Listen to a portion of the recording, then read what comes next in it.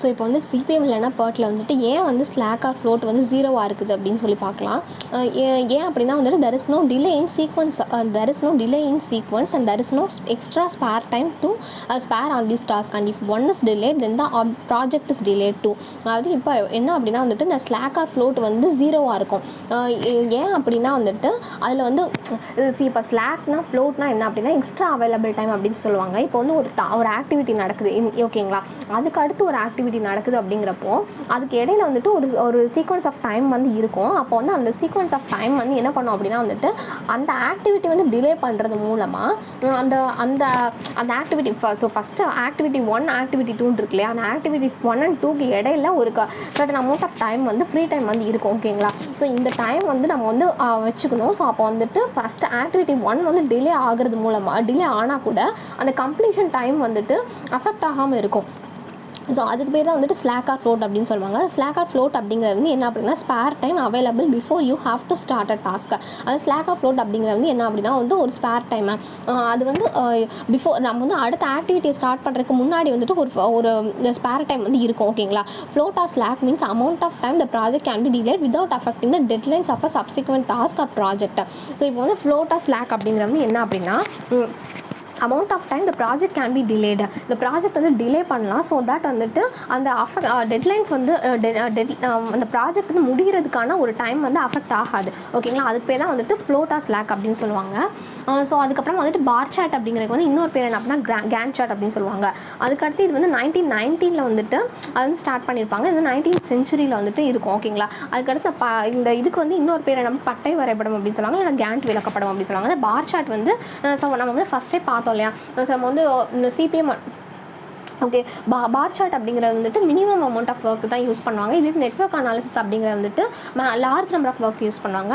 ஆனால் அந்த பார் சார்ட்டில் வந்துட்டு இன்டர் ரிலேஷன்ஷிப் வந்து ரொம்ப கம்மியாக தான் இருக்கும். ஆனால் வந்துட்டு கேண்ட் சார்ட்டில் வந்து இன்டர் ரிலேஷன்ஷிப் வந்து ரொம்ப வந்து அதிகமாக இருக்கும். ஓகேங்களா, ஸோ வந்து நெட்வொர்க் அனாலிசிஸில் வந்துட்டு இன்டர் ரிலேஷன்ஷிப் வந்து அதிகமாக இருக்கும். ப்ளஸ் அது வந்து குட்டியான ப்ராஜெக்ட் தான் யூஸ் பண்ணுவாங்க, ஆனால் வந்து பெரிய ப்ராஜெக்ட் யூஸ் பண்ணுவாங்க. ஸோ அதுதான். ஓகேங்களா, அதுக்கடுத்து கிரிட்டிக்கல் ஆக்டிவிட்டி அப்படிங்கிறது என்ன அப்படின்னா critical part is the longest sequence of task that must be use to complete the project.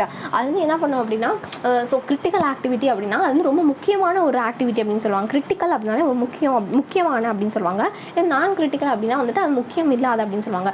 So இப்போ ஒரு ஆக்டிவிட்டி எடுத்துக்கிட்டோம் அப்படின்னா அந்த ஆக்டிவிட்டிலே வந்து எந்த ஆக்டிவிட்டி வந்து அதிகமான அமௌண்ட் ஆஃப் டைம் வந்து எடுத்துக்குதோ அதுக்கு பேர் தான் வந்து கிரிட்டிக்கல் ஆக்டிவிட்டி அப்படின்னு சொல்லுவாங்க. அதெல்லாம் முக்கியமான ஒரு ஆக்டிவிட்டி அப்படின்னு சொல்லுவாங்க. ஓகேங்களா, ஸோ அப்போ வந்துட்டு அந்த ஆக்டிவிட்டி வந்து என்ன பண்ணும் அப்படின்னா டைமையும் கன்சியூம் பண்ணும், அதுக்கடுத்து ரிசோர்ஸையும் வந்து அதிகமாக வந்து கன்சியூம் பண்ணும். ஓகேங்களா, அப்போ வந்து மிச்ச ஆக்டிவிட்டி இதை வந்து நான் கிரிட்டிக்கல் ஆக்டிவிட்டி அப்படிங்கிறது வந்து டைமையும் ரிசோர்ஸையும் வந்துட்டு ரொம்ப வந்து கம்மியாக தான் வந்துட்டு கன்சியூம் பண்ணும். அதே வந்துட்டு இந்த கிரிட்டிக்கல் ஆக்டிவிட்டி வந்து என்ன பண்ணும் அப்படின்னா வந்துட்டு ஸோ இந்த கிரிட்டிக்கல் ஆக்டிவிட்டி இருக்குல்ல, அப்போ வந்து நம்ம வந்து அந்த ஆக்டிவிட்டியை வந்து டிலே பண்ணோம் அப்படின்னா அந்த ஹோல் ப்ராஜெக்டோட டியூரேஷனே வந்துட்டு மேபி டிலே ஆகலாம். ஆனால் வந்து நான் கிரிட்டிக்கல் ஆக்டிவிட்டி வந்து டிலே பண்ணோம் அப்படின்னா அந்த ப்ராஜெக்ட் டியூரேஷன் வந்து டிலே ஆகிறதுக்கான வாய்ப்பே வந்து ரொம்ப கம்மியாக தான் இருக்கும். ஓகேங்களா, ஸோ அவ்வளோதான்.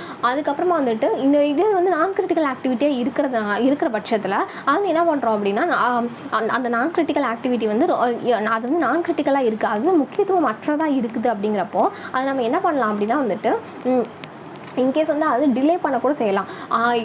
இல்லாட்டி வந்துட்டு அது எப்போ சூஸ் பண்ணுறோம் அப்படிங்கிறத வந்துட்டு நம்மளோட பாயிண்ட் ஆஃப் வியூவில் வந்துட்டு அது சூஸ் பண்ணிக்கலாம். ஓகேங்களா, நம்மளோட இதை வச்சு நம்ம வந்து அதை சூஸ் பண்ணிக்கலாம். ஓகேங்களா, அதான் வந்து நான் கிரிட்டிக்கல் ஆக்டிவிட்டி அப்படின்னு சொல்லுவாங்க.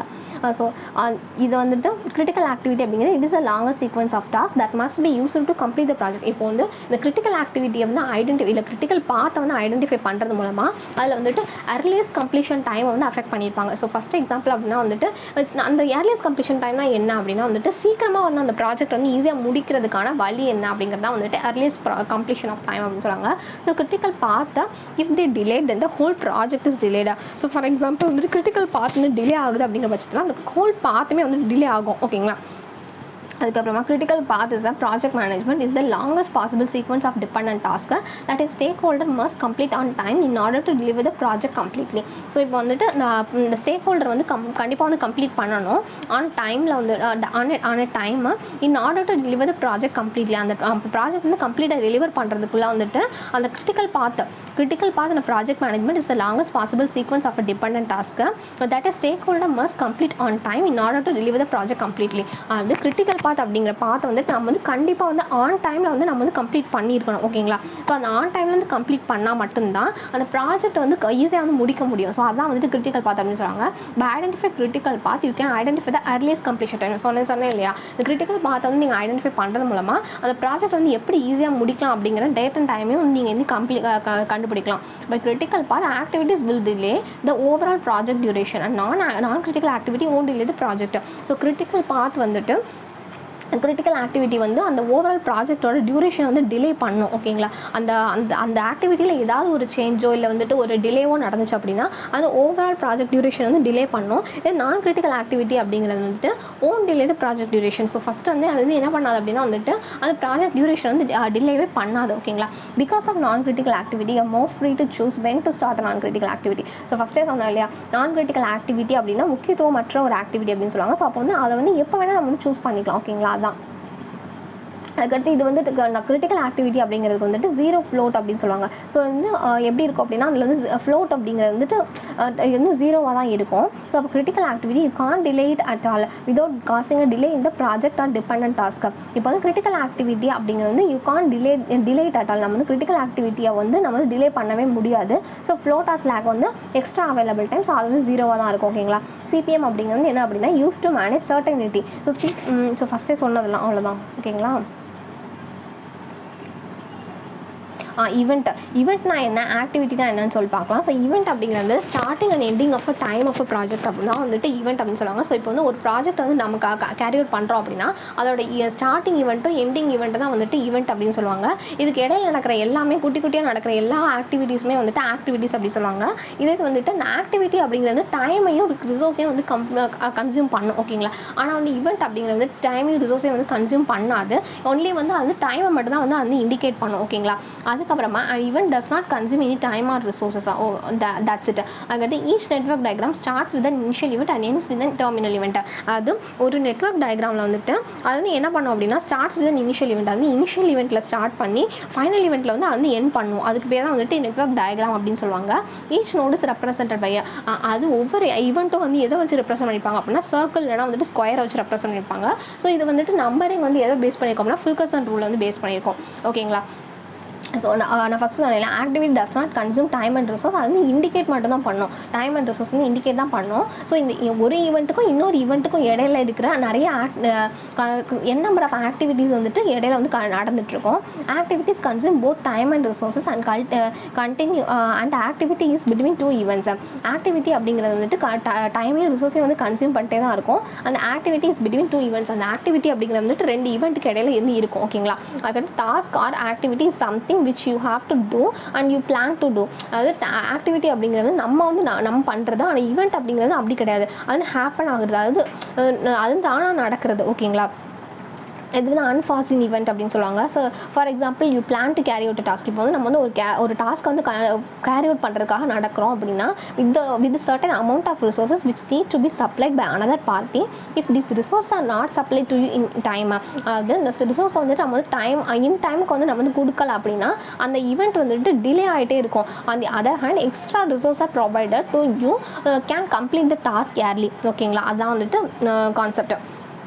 ஸோ இப்போ வந்துட்டு நம்ம வந்து ஒரு ஈவெண்ட் வந்து பிளான் பண்ணியிருக்கோம் அப்படின்னா இந்த டைம்லேருந்து இந்த டைம்குள்ளே வந்து அது முடிக்கணும் அப்படின்னு சொல்லிட்டு பிளான் பண்ணியிருக்கோம். ஓகேங்களா? With certain amount of resources which need to be supplied by another party. If these resource are not supplied. இப்போ வந்து அந்த ரிசோர்ஸ் வந்து சப்ளை பண்ணலை அப்படின்னா அது வந்து என்ன பண்ணும் அப்படின்னா வந்துட்டு யூ வில் பி டிலேடு. அதாவது இந்த ரிசோர்ஸ் வந்து நம்ம வந்து சப்ளை பண்ண அப்படின்னா அந்த ஈவெண்ட் வந்து டிலே ஆகும். ஓகேங்களா? அது டிலே ஆகும்போது நம்ம வந்து கம்ப்ளீட் பண்ணுற அந்த டாஸ்க்கை வந்து ஃபுல்லாக கம்ப்ளீட் பண்ணுற ஒரு டைமும் வந்து டிலே ஆகும். அதுக்கடுத்து ஈவெண்ட் அப்படிங்கிறது ஒலிம்பிக் கேம்ஸ் அப்படின்னு சொல்லுவாங்க. ஸோ ஈவெண்ட் வந்து என்ன அப்படின்னா நோட்ஸில் வந்து ரெப்ரசென்ட் பண்ணுவாங்க. ஓகேங்களா? Event is also called as nodes அப்படின்னு சொல்லுவாங்க. ஸ்டார்டிங் அண்ட் இந்த commencement or completion of an activity is called as event. So event அப்படிங்கிறது வந்துட்டு நோட்ஸில் வந்து ரெப்ரசென்ட் பண்ணுவாங்க. ஆனால் ஆக்டிவிட்டியை வந்து நம்ம வந்து ஆரோ மார்க்கில் வந்து ரெப்ரசென்ட் பண்ணுவாங்க. Starting and ending of an activity is called as event அப்படின்னு சொல்லுவாங்க. So event start or activity or completion of an activity. அந்த ஈவெண்ட் அப்படிங்கிறது வந்துட்டு ஒரு ஸ்டார்ட் பண்ணுவாங்க. ஆக்டிவிட்டியை வந்து ஸ்டார்ட் பண்ணுறாங்க. இங்கேருந்து இங்கே வரையும் ஸ்டார்ட் பண்ணுறதுக்கு தான் வந்துட்டு ஈவெண்ட் அப்படின்னு சொல்லுவாங்க. It is represented by circle, square, rectangle இந்த மாதிரிலாம் வந்து இது பண்ணுறாங்க. அதுக்கு does not require event does not require any time and resource. Event வந்துட்டு என்ன பண்ணாது அப்படின்னா வந்துட்டு டைமையும் ரிசோர்ஸையும் வந்துட்டு தேவைப்படாது. And was only for time indicates. அது வந்து டைமை வந்து இண்டிகேட் மட்டும்தான் பண்ணும். அவ்வளோதான். ஸோ ஃபஸ்ட் வந்து என்ன இருக்கும் அப்படின்னா event, it is called as node அப்படின்னு சொல்லுவாங்க. இந்த commencement or completion of an activity is called as event. அது வந்து என்ன பண்ணும் அப்படின்னா ஸ்டார்டிங் இல்லைனா வந்துட்டு கம்ப்ளீஷன் ஆஃப் அன் ஆக்டிவிட்டி தான் வந்துட்டு ஈவெண்ட் அப்படின்னு சொல்லுவாங்க. Event is either start or completion of an activity. Event அப்படிங்கிறது வந்துட்டு ஒரு ஆக்டிவிட்டி வந்து கம்ப்ளீட் பண்ணுறதுக்கு பேர் தான் வந்துட்டு ஈவெண்ட்டு. இது வந்து என்ன இருக்கும் அப்படின்னா சர்க்கிள் இல்லைனா ஸ்கொயர் இல்லைனா ரெக்டாங்கிள் எல்லாம் வந்து டிட்டர்மின் பண்ணுவாங்க. It does not require event does not require any time, resources etcetera. So event அப்படிங்கிறது வந்துட்டு எந்த ஒரு டைமும் ரிசோர்ஸும் தேவைப்படாது. ஆக்டிவிட்டி தான் வந்துட்டு ஆக்சுவலாக வந்து டைம் அண்ட் ரிசோர்ஸும் தேவைப்படும். ஓகேங்களா. ஷெட்யூலிங் வந்துட்டு 3 டைப்ஸ் வந்து பண்ணுவாங்க. ஃபர்ஸ்ட் வந்து bar chart, milestone chart and network analysis representations. ஓகேங்களா. இதில் வந்து பார் சார்ட்டும் மைல்ஸ்டோன் சார்ட்டும் வந்து கிராஃபிக்கல் ரெப்ரசன்டேஷன், இது ஆல்ரெடி சொன்னது தான்.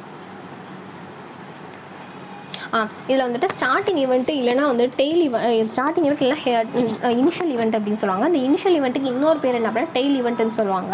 அதுக்கடுத்து வந்துட்டு எண்ட் ஈவெண்ட் இல்லைனா வந்து ஃபைனல் ஈவெண்ட்டுக்கு இன்னொரு பேர் என்ன அப்படின்னா ஹெட் ஈவெண்ட் சொல்லுவாங்க. ஸோ நம்ம வந்து இன்னொரு கன்ஃபியூஸ் பண்ணிக்கூடாது. ஓகேங்களா. எப்படி அப்படின்னா ஸ்டார்டிங் ஈவெண்ட்டு இல்லைனா வந்து இனிஷியல் ஈவெண்ட்டுக்கு இன்னொரு பேர் என்ன அப்படின்னா வந்துட்டு ஹெட் ஈவெண்ட் அப்படின்னு சொல்லியிருக்காங்க. அது வந்து டெய்ல் ஈவெண்ட். ஓகேங்களா. இது எண்ட் ஈவெண்ட்டுக்கு இன்னொரு பேர் என்ன அப்படின்னா வந்துட்டு ஹெட் ஈவெண்ட். ஸோ இதை வந்து எப்படி வந்து டினோட் பண்ணுவாங்க அப்படின்னா ஒரு ஆரோ மார்க்கர்ஸ் டினோட் பண்ணுவாங்க. ஸோ வந்து எண்டிங் வந்து ஒரு ஈவெண்ட்டுக்கும் இன்னொரு ஈவெண்ட்டுக்கும் இடையில இருக்கிறது பேர் தான் வந்துட்டு ஆக்டிவிட்டி. அது வந்து எது யூஸ் பண்ணியிருப்பாங்க அப்படின்னா வந்துட்டு சர்க்கிள்னால வந்து ப்ரொவைட் பண்ணியிருப்பாங்க. ஓகேங்களா. சர்க்கிள்னால வந்து போட்டிருப்பாங்க. அதுக்காக டைப் ஆஃப் ஈவெண்ட்ஸ் இதில் வந்து டெய்ல் ஈவெண்ட், ஸ்டார்ட் ஈவெண்ட், அது initial event denoted by I and end event, finish event, head event denoted by J. ஓகேங்களா. அதுக்கடுத்து டூயல் ரோல் ஈவெண்ட் இல்லைனா பர்ஸ்ட் ஈவெண்ட் இல்லைனா மர்ஜ் ஈவெண்ட் அப்படின்னு சொல்லிட்டு 4 டைப் ஆஃப் ஈவெண்ட்ஸ் வந்து இருக்குது. 5 டைப்ஸ் ஆஃப் ஈவெண்ட்ஸ் வந்து இருக்குது. ஓகேங்களா. ஸோ ஃபர்ஸ்ட் வந்து என்ன இருக்கும் அப்படின்னா டெய்ல் ஈவெண்ட்டு, ஸ்டார்ட் ஈவெண்ட் இல்லைனா இனிஷியல் ஈவெண்ட் வந்து டினோட்டட் பை ஐ. அதுக்கடுத்து எண்ட் ஈவெண்ட் இல்லைனா ஃபினிஷ் ஈவெண்ட் இல்லைனா head event denoted by J. அதுக்கப்புறமா வந்துட்டு டூயல் ரோல் ஈவெண்ட்டு, அதுக்கடுத்து பர்ஸ்ட் ஈவெண்ட் இல்லைனா மர்ஜ் ஈவெண்ட் அப்படின்னு சொல்லுவாங்க. ஸோ நான் சொன்னேன் இல்லையா ஸ்டார்ட் ஈவெண்ட்டுக்கு இன்னொரு பேர் என்ன டெய்ல் ஈவெண்ட்னு சொல்லுவோம். அதுக்கடுத்து வந்து அதை வந்து எப்படி டினோட் பண்ணுறோம் அப்படின்னா ஐ அப்படின்னு சொல்லி டினோட் பண்ணுறோம். இது வந்து எண்ட் ஈவெண்ட்டுக்கு இன்னொரு பேர் அப்படின்னா ஹெட் ஈவெண்ட் சொல்கிறோம். அது வந்து டினோட் பண்ணுறது ஜே அப்படின்னு சொல்கிறோம். இது வந்து நீங்கள் ரொம்ப கொஞ்சம் கன்ஃபியூஸ் ஆகிற இடம் என்ன அப்படின்னா எது வந்து டெய்ல் ஈவெண்ட்டு, எது வந்து ஹெட் ஈவெண்ட்டு. ஹெட் ஈவெண்ட்டை வந்து எப்படி சொல்லுவோம், ஸ்டார்டிங் ஈவெண்ட்டை வந்துட்டு டெய்ல் ஈவெண்ட்டுன்னு சொல்லுவோம். எண்டிங் ஆஃப் த ஈவெண்ட்டை வந்துட்டு ஹெட் ஈவெண்ட்டுன்னு சொல்லுவோம். அதுக்கடுத்து டூயல் ரோல் ஈவெண்ட்னா என்ன, பர்ஸ்ட் ஈவெண்ட்னா என்ன, அதுக்கடுத்து வந்துட்டு இது எமர்ஜரி பர்ஸ்ட் ஈவெண்ட்னா என்ன, மெர்ஜர் ஈவெண்ட்னா என்ன அப்படின்னு சொல்லி அடுத்து வந்து பார்க்கலாம். ஓகேங்களா.